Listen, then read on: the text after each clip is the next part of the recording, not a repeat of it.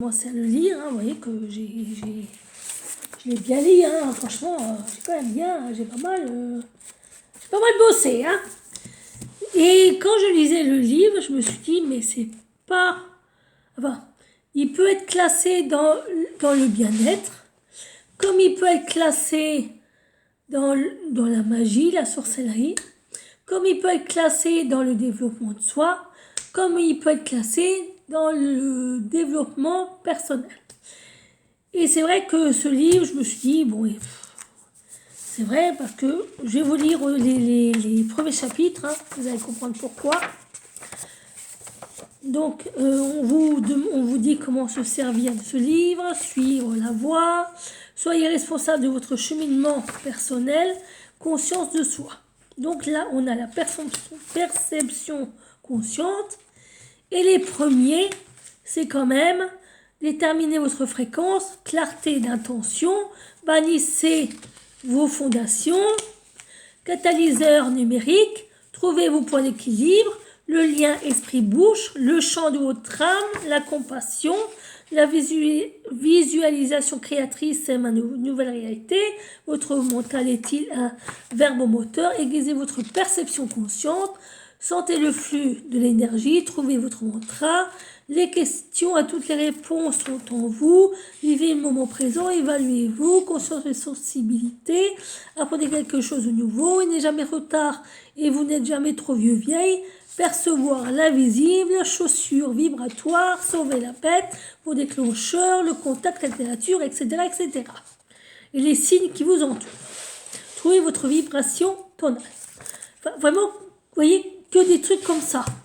Donc, je me suis demandé si ce livre, au lieu d'être dans la catégorie développement de soi, développement personnel, ce ne serait pas plutôt dans la catégorie sorcellerie et magie.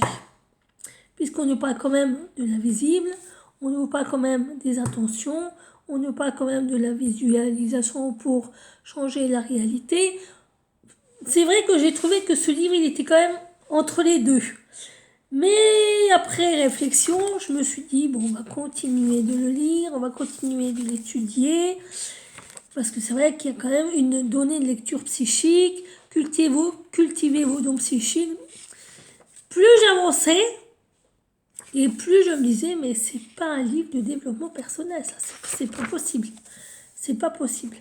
Et je me suis dit, bon, parce qu'après on parle quand même des couleurs. Enfin, c'est vrai qu'on parle vraiment de tout un tas de trucs qui ont, parce qu'on parle aussi des pierres, vous voyez, onyx, pierre de lune, machin. Et c'est vrai que dans ce livre, il y a à boire et à manger de tous les côtés, dans toutes les catégories, dans tous les... Donc je me suis dit, bon, je vais quand même le mettre dans la catégorie développement personnel, sachant qu'il peut quand même se mettre dans la catégorie magie, sorcellerie. Voilà.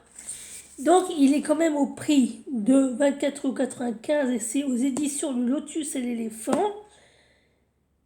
Et c'est vrai que Mélissa Alvarez, on me dit quand même qu'elle est clairvoyante et conseillère spirituelle. C'est vrai que ce livre m'a quand même donné, je vais vous le montrer, hein, m'a quand même donné du fil à retordre pour savoir dans quelle catégorie j'allais le mettre.